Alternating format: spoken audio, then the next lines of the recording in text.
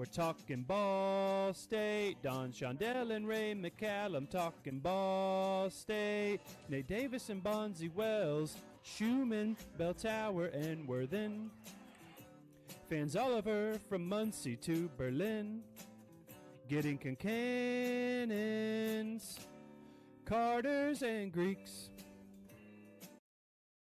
All right, everyone out there in Cardinal land, welcome back to another episode of Cardwood, the show where Ball State men's basketball takes center stage. I am John, your host, as always, joined by my good friend and Ball State men's basketball legend, Trey Moses. Trey, it's been a little while since we got on here, man. How you been doing? Doing good, man. It was I think it was before Christmas the last time I saw you. Christmas was good. I got to go to a couple of my teammates for Christmas Eve and then Christmas, so it's always because the other American had gotten hurt, so he went home for a little bit. But it's always good to be kind of welcomed into second families type of thing, and just be welcomed in, man. It was a blessing for sure. We've had we've had 2 wins. We started the new year off with a win, so that was good. And just looking to continue and looking to build. How has the stat sheet looked for Mr. Trey Moses? I know we had a couple impressive ones here not too long ago. Yeah. So for me, it's I feel like I'm having a good season. The last couple before last game, not that I had a bad one, but before last game, I had a really good stretch, and I feel like I'm starting, like not starting to finally, but I feel like I'm playing my best basketball right now.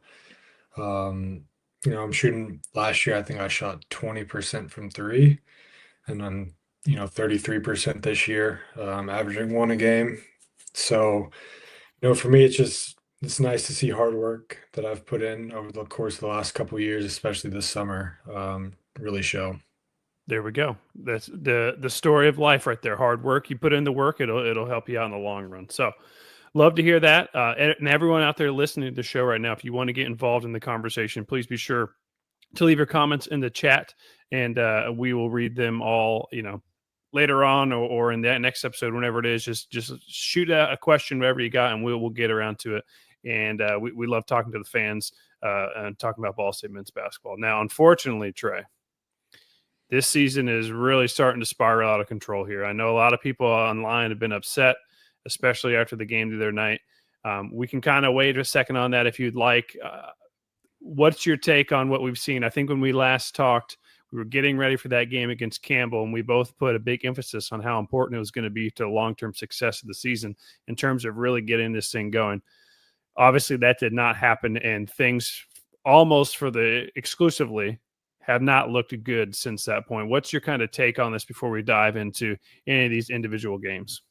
Our big key was before the season was just our lack of size and having to rebound. But if you look at the last few games, like rebounding hasn't really been that big of an issue. It's been shot making, and it doesn't matter if we had prime Dwight Howard on this team. If we're not making shots, you'll never win. The goal of basketball is to put the ball in the hoop, and I feel like we're really struggling to score right now.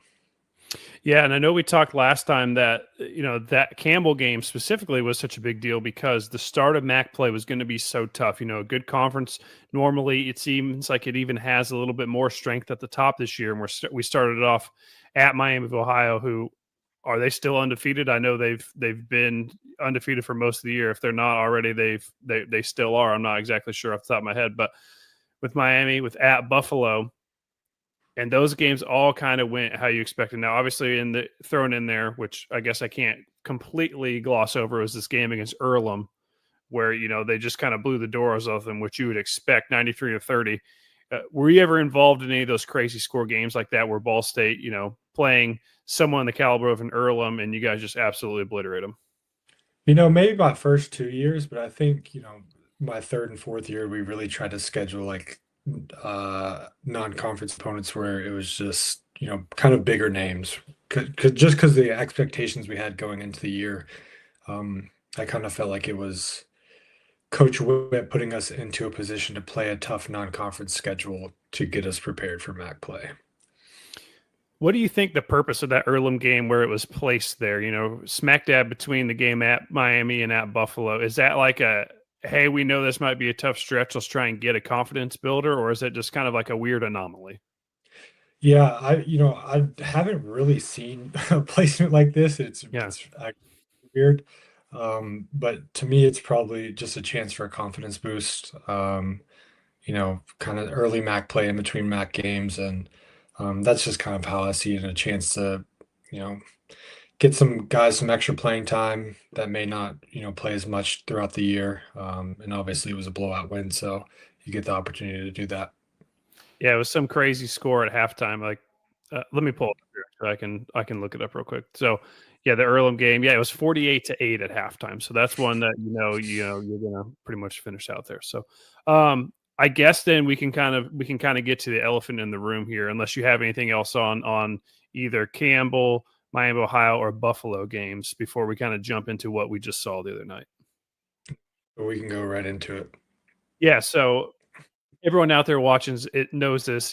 This season has not been going great so far. People are starting to get upset online, and even apathy is starting to kind of set in. But this game against Eastern Michigan the other night, Trey, was one of the more shocking games I've ever seen as a Ball State men's basketball fan. That goes back to about the 2007 season, I want to say.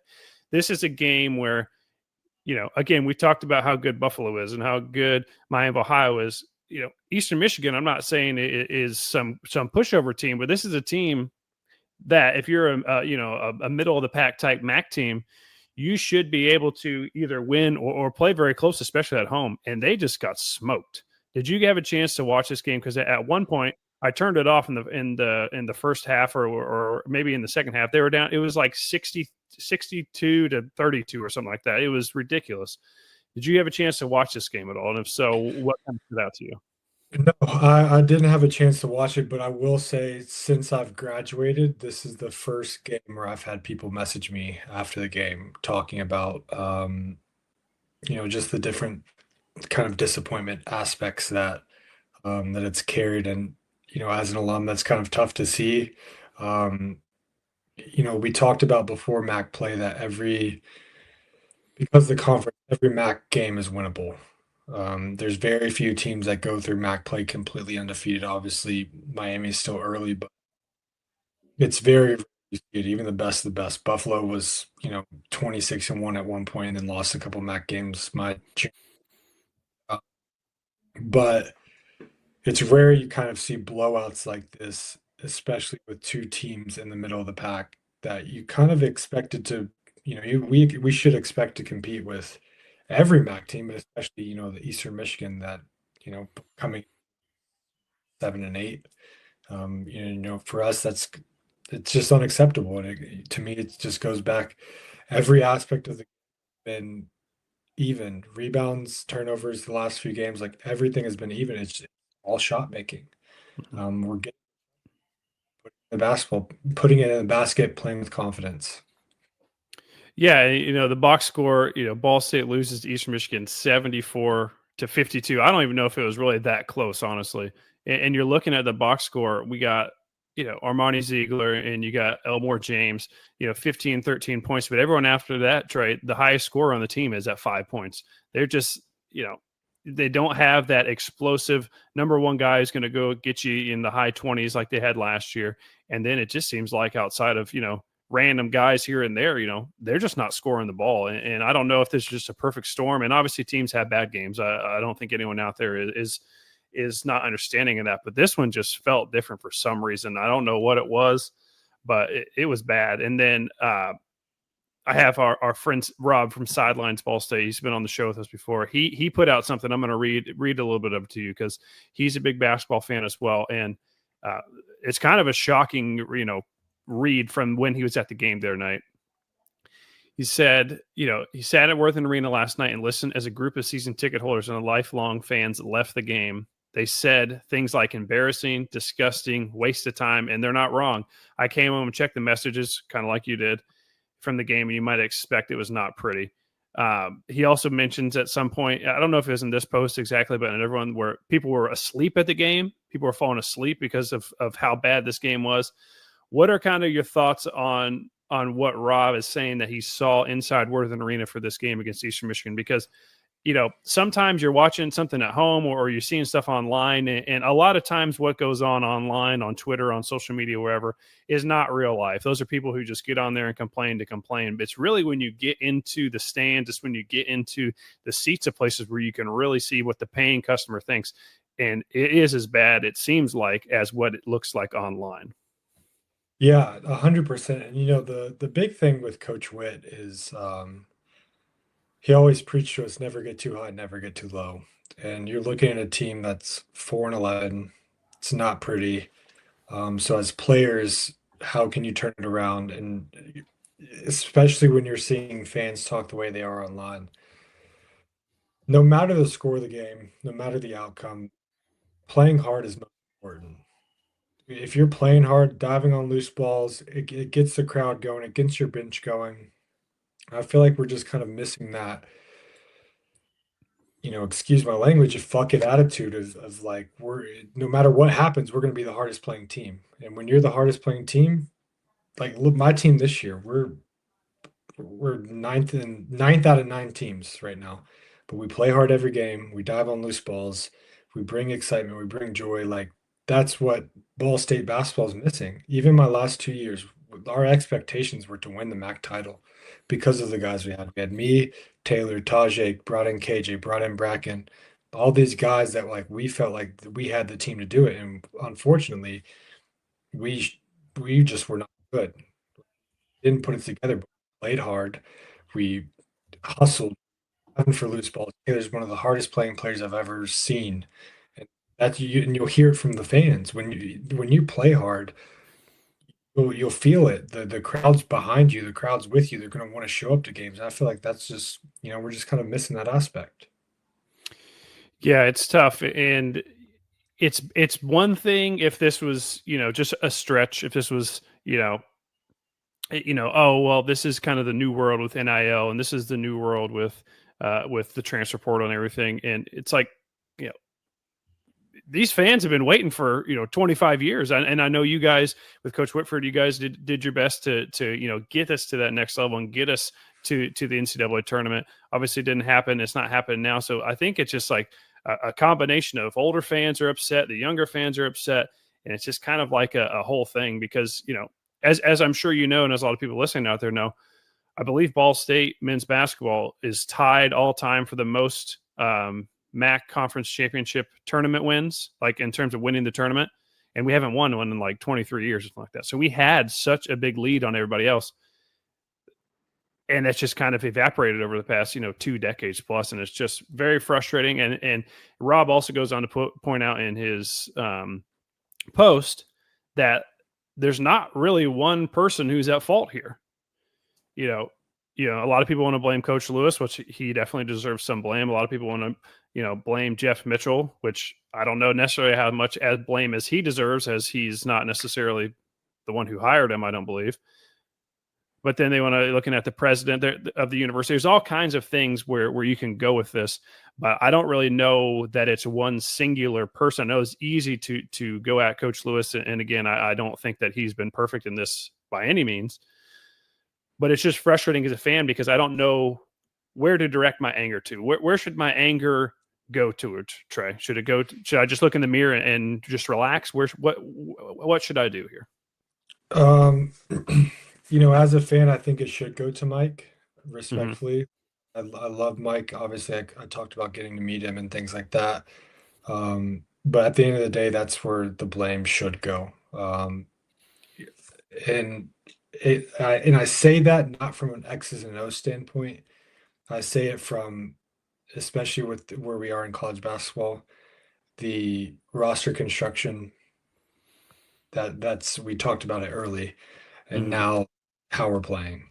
And for me, even if you brought in a big who wasn't as good but could give you 10 to 15 minutes a game, just a big body or someone who's taller, and we've talked about just our lack of size, it just brings that presence in. And to me, the fact that we weren't even able to find like a serviceable big, we didn't need the best big in the conference. We just need a serviceable big. And so for me, like that's where I would put the blame.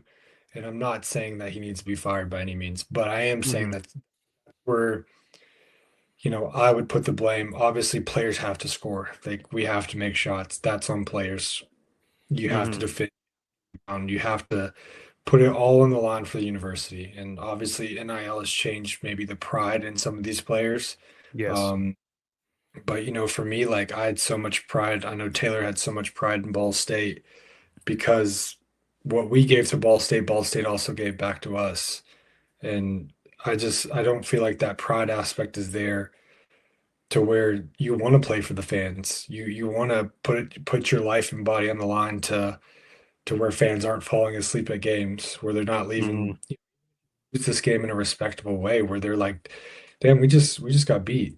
Like they didn't play harder than us, they were just better than us tonight. And like that's the type. It's not, I've gotten into coaching as I've talked about. It's not losing that's matter. It's how you lose. And if you're losing in ways that are not respectable, like that's where the issue to me is coming from. And we're just absolutely getting our ass kicked on every facet of basketball. Hmm. Yeah, it's not fun right now. I would be lying if I was saying that apathy is not setting in on me. It's sitting here saying, okay, do I want to spend the next 2.5, 3 hours tonight watching Ball State men's basketball, or do I want to spend that doing literally anything else? And I try to do it just because I've been a fan, an alumni, a supporter, do this show. But sometimes it's tough, man, and it just stinks because it's very it's very unlikely that Ball State football is ever going to be a position where they can win anything of substance, or they can do anything on the national stage of substance, just because it's so difficult. You see a college football playoff, going forward, if there's even one group of five spot, there will only be one going forward. So you have to be the number one team in the group of five. Well, college basketball is not that way. You can not easily, because obviously it's very hard to make the NCAA tournament, but there is a very clear path for every single team in college basketball where you can, at a minimum, make the NCAA tournament, which is something that I think everyone, it's kind of the dream for Ball State men's basketball. I'm not even saying go to the Final Four or anything like that, but just the opportunity to do that. And just, it's so frustrating because that seems to be the avenue where we could really get some joy on this national stage, and we're not even close. It seems like we're getting further away from being able to do that. And yeah, it just stinks. And with the schedules coming up too, the next game is against, I believe, the two most angry fan bases in the MAC for men's basketball right now, and that's Ball State and UMass. I know UMass kind of was feeling themselves pretty well when they were coming into the conference. I think they thought they were going to come in and kind of run things, and they've got a little dose of reality here that that's not going to how that's going to be. So they haven't won in the MAC yet. I don't believe we have either, and it's at UMass. They're going to be ready to go. This could get worse before this gets better. Yeah, and we talked about the Campbell big game being a must win, but I'm marking this as a must win too. Like Oh yeah. this has a chance to make or break your season, in my opinion. Obviously, there's still a long time in the season, and we talk. I kind of talked about you don't want to be playing your best basketball right now, but you also don't want to be playing your absolute worst No. basketball. And I think this game is definitely make or break.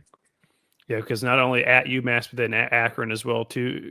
Akron's obviously a very good team as always. So, okay, do you have anything else on this current stretch of Ball State men's basketball before we go on? To have a couple other topics for us to talk about as well. But anything else you want to get off your chest here before we move on? Yeah, I mean, as a fan myself, and also obviously former player, I just support the guys still. Mm-hmm. I know it's tough, and obviously I don't know a lot of these guys personally, but even in our tough stretches, like I said, I would have put my life on the line for Ball State. Um, so I just ask that the fans kind of stay with the team. Even if you don't believe we're going to win the game, at least just come up and support, and hopefully the guys, get one for us. There we go. Well said. So Trey, a couple other things with college basketball and college sports in general, I want to get your thoughts on. Now, my first question is, and I don't believe you do. You don't have any eligibility left, correct?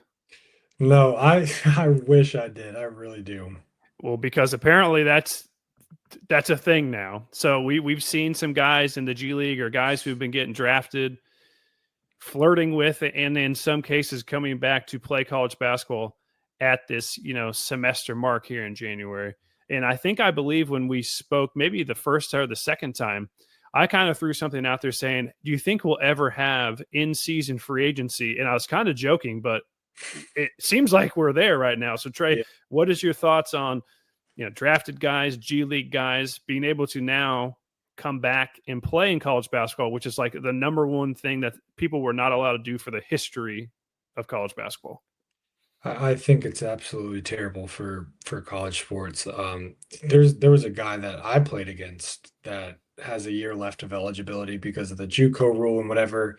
So he's been a pro for like 5 or 6 years, and he's talking about going back. Like the fact that some of these guys have the ability to do it because the NCAA is just it's wild. They did it's just lack of preparation and like putting NIL together was just lack of preparation on NCAA with very few rules on what you can and can't do, and we're just all hell's breaking loose now. Yeah, and it's a weird thing because you would think somebody somewhere, and I think that's the issue. No one knows who that is. Somebody somewhere would be able to say, okay, this is what's going to happen now, and these are the rules we're going to abide by. I don't understand why that's not happening because this seems like the most cut and dry. Hey, we can't be having this thing ever.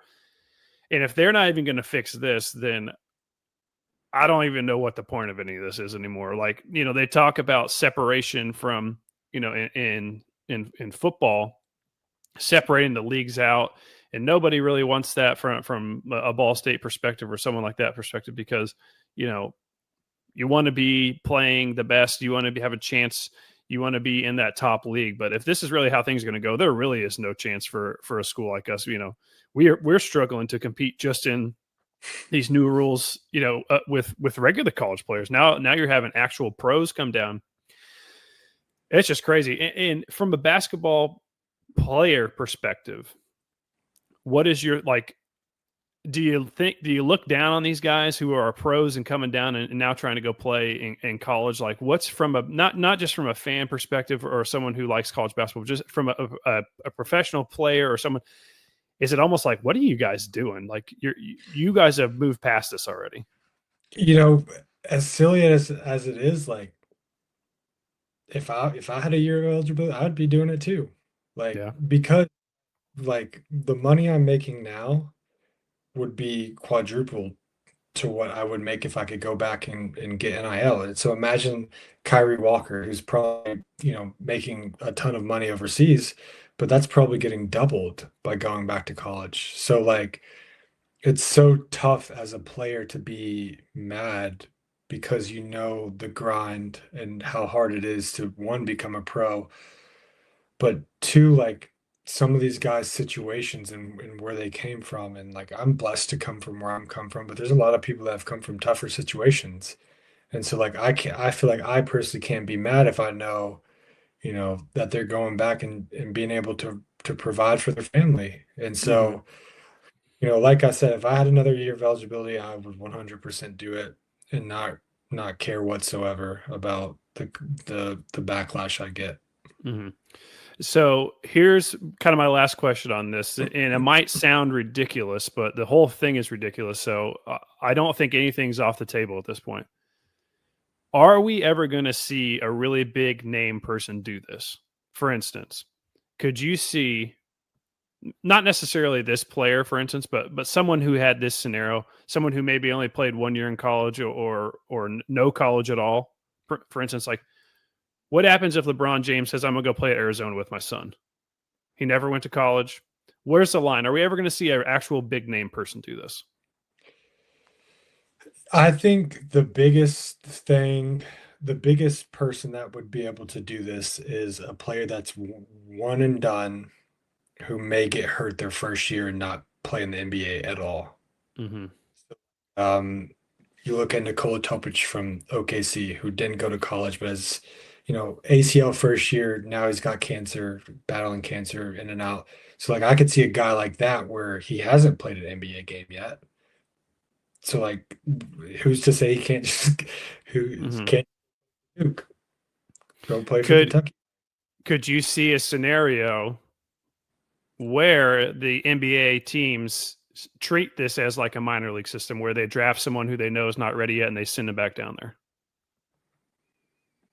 I think if you get to keep the rights 100%, because we see Yeah. it with, them drafting overseas guys, and the overseas guys don't come for, 2 to 3 years. And Mhm. I think I think that's probably the direction it's heading. Yeah, it would be funny if you're like a Pacer fan. So you say you're in Central Indiana, so you're either IU, Purdue fan, or whoever you're a fan of, and then that guy they draft some guy from Kentucky, and now you have to like go watch Kentucky games all the time because it's just someone on the Pacers is going to go play for Kentucky. So Yeah. I don't know. I would just this might sound dumb, but all of this is dumb. So like, there's really no rules anymore. So it's just kind of an interesting thing, I think. And to So I me, got yeah, go ahead. like you can't blame coaches, because if you can get away with it, why wouldn't you? Why wouldn't you want to? Because if you ask me, like, if I were to go back to Ball State now, like, have another year, like, we would be great. Like, I would have a great year because I'm physically stronger. I'm skillfully better than I ever was. My IQ's higher. Like, so if as a coach you can bring in a player like that, especially at the top schools where you're expecting championships and trying to compete, why would you take advantage of a system that has zero rules? It'd be so funny if like Victor Wembanyama ended up playing at Kansas or something. So or Texas Tech or somewhere. I don't know. This whole thing is ridiculous. But kind of a little bit similar vein of things and just kind of crazy rules it seems like that are going on now. And this is outside of college basketball, but it's college sports still, and it's a huge topic that would blend into college basketball. So I kind of want to get your take on this as well. So I know you're a college football fan. I don't know how much you keep up with everything that's not Louisville, but the big story this week was the quarterback for the Washington Huskies signs his NIL deal. I think it was like for a couple of years, maybe I think like $4 million or something like that. Obviously, a huge sum of money. Then apparently 2 days later, he enters the transfer portal and is going to go somewhere else now. He signed a contract allegedly. They're acting like maybe these aren't really enforceable with the current things, how stuff is set up. Is there any fixing this NIL situation? Because it seems very cut and dry here that you sign a contract for this number of years for this amount of money. That would be that. Now, apparently, he's allegedly going to go play at LSU for more money. What's your take on this? So like for us in FIBA, like if I were to want to leave my team and my team doesn't want to give me my release, I cannot go to another team in Europe. Simple as that. And to me, like, it is ridiculous. One, that if you were still trying to feel out how much money you could get from other places, why would you sign the contract? But, I may be old school, but I think it's ridiculous that he's trying to leave after signing a contract. Um, but to me, the NCAA has to step in and say, once you sign your deal, like, you can't, no other schools can take you until your deal is up, or, you know, school decides to end the deal as well. So one thing, kind of a nuanced thing about this that I think the NCAA or whoever, again, I don't even know who's in charge anymore. I know like I don't even know. It really might not be the NCAA's fault. I don't really know. But with NIL, I guess in the deal that he signed, it said he cannot accept NIL money from anywhere else during this time frame. So theoretically, he can't. If he goes to LSU, he can't get NIL money from them.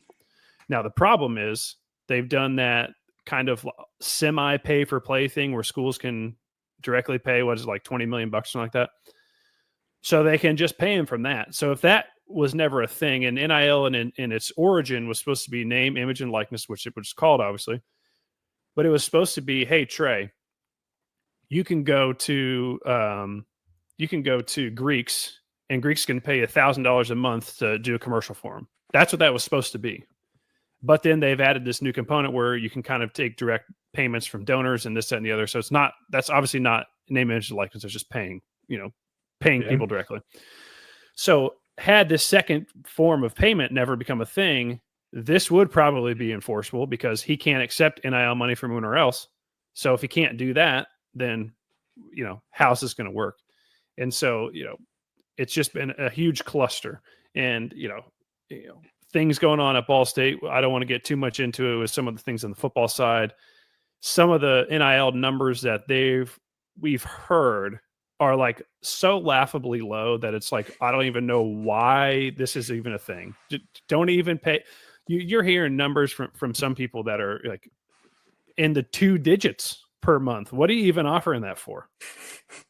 Don't even do that. Just offer just save money and give it to other players. Like I don't get it. And again, I'm not going to sit here and say I have the answers to this, because I certainly do not. So I'm not casting stones and calling people dumb or anything like that. I'm just saying it's just ridiculous how everything was just rolled out instantly. And then whoever rolled it out just said, okay, you guys figure it out now.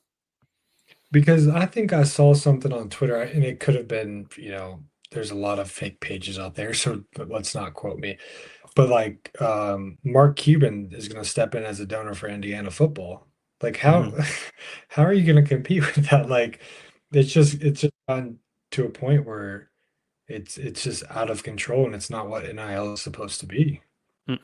And funny you mentioned that with Mark Cuban, because like someone like that, who basically has endless amounts of money, and then you'd see, I think it was Colorado.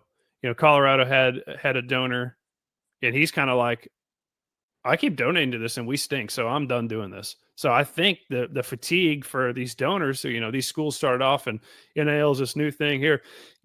Excuse me, give us money, give us money, give us money.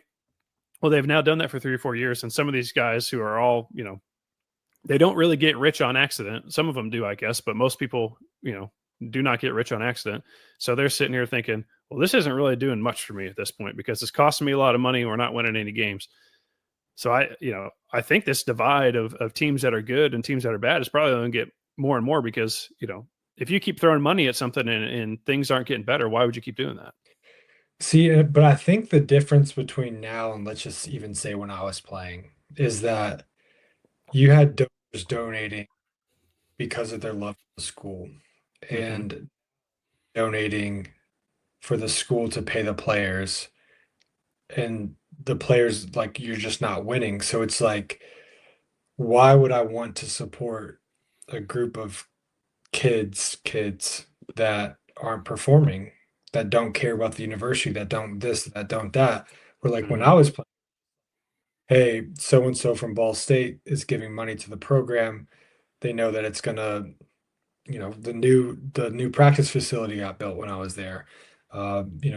Different gear, different whatever. And like, yes, it's still stuff we're getting, but it's not like, hey, like Trey's getting $50,000 without expectation of like, what if I'm getting 50,000, what do I need to be producing? There's no expectation of production. Well, yeah, and you kind of hit it too when you first started talking there. It was, Trey, this guy might be donating Trey's freshman year. Well, 4 years later, when Trey's still there, you've now known this guy for 4 years. Now, they might donate to Trey's freshman year. Well, that guy's gone now. So, if they gave Trey 50 grand and he leaves right away, then they're kind of like, okay, well, what the hell? This guy is not even here anymore. And again, I don't think anyone out there is faulting the players in terms of their abilities to make money. I think everyone out there is agreeing, okay, if you can go make your money, that's fine. But the thing that I think gets lost in all that is, while you're not going to necessarily begrudge people for making money, you also can't expect the fans to be like, oh, this is so awesome now. I love this so much, because it stinks. It's from a fan perspective, it stinks now. And again, I know I've said it a handful of times when you've been on with me. When you played, if this was the middle, when you played, you guys were over here and all the power was over here. I know my graph's off here, but now it's completely flipped. So it went to the schools and coaches had all the power, the players had no power. And now it's flipped, and the players have all the power, and the schools and the coaches really have no power. And I don't think either of those are good long term. I think we need to figure out a way to get more to the middle. So I don't know. Again, I don't know what that means. I don't know how you get there. I don't know who decides that. But I think as a fan, it stinks. As a player, I'm sure right now it's awesome. But as from a fan, it stinks. And you look at Louisville, for instance, who brought in Mikhail Brown Jr. great player. I'm sure he's a good person. I don't know him, but he's missed like the last 4 or 5 games because of injury. And so now it's at the point where, him and Darren Peterson's dealing with the same thing at Kansas. Why would they want to come back if they know they're going to be drafted in 6 months? So Hmm. the owner paying all this money to get these big name guys where one little minor injury could, they just say, hey, it's not even worth it to play, but they still get their NIL money. Hmm. It's like the guy at Washington. Like, did he just get like $2 million and just leave? Like, I Yeah. don't really know. I don't know how it works. I don't think anybody does. So, I don't know. We could go on and on about this forever, but anyone who's made it this far in the show, put your thoughts below down on the state of college sports. I know it's a complete mess right now, and as a fan, it's really not that fun unless you're an Indiana or Ole Miss or an Oregon fan right now. It's really not that fun. But for everybody else, so the handful of teams, the 10, 20 teams out there, this has been fun for. That's great. I'm glad you guys are having a great time. No one else is really having fun. So. So, not everyone can win the Bush's Boca Raton Bowl of Beans. No, congratulations. As you saw, I was there. Me and Willie Snead were there at the game. It was a good time. While we're on the subject of bowl games, the Pop Tart Bowl, it has to be. I don't forget the national championship. I think the Pop Tart Bowl is the greatest bowl game that's ever been invented. And it's just I'm looking. That's the bowl I look forward to every day. So Mm-hmm. I hope as Ball State can get into the Pop Tart Bowl one day. Yeah, I think that's the way to go here with these bowl games, because obviously bowl games that are not in the college football playoff are becoming increasingly less important. But I think if you lean into the goofy, the Pop Tart Bowl, the Boca Raton Bowl of Beans, the Duke's Mayo Bowl, I think there was an iced coffee like bowl somewhere where it's just goofy. It's a goofy thing, and I can't believe Notre Dame decided they didn't. Notre Dame didn't want to play in the Pop Tart Bowl. Isn't that crazy? They're doing a disservice to their players by doing it, especially guys that are like seniors. Like that's ridiculous. Yeah. So hey, you missed out. Trey did not see you in the Pop Tart Bowl. So, okay, Trey, you got anything else for everyone out there? It was fun. I know we talked a little bit Ball State men's basketball at the beginning, and then we just kind of talked a little bit college sports in general, because there's not a lot of good things to say about Ball State men's basketball right now. So I didn't want to just do that and sign off. No, I don't have anything else. That's it for me. Okay, perfect. Well, I appreciate everyone out there, and hopefully we can get a couple wins here, or at least play better, and we'll get on and talk some more basketball here in the coming weeks. But until then, everyone out there, we appreciate your time today. Chirp, chirp, and go Cardinals.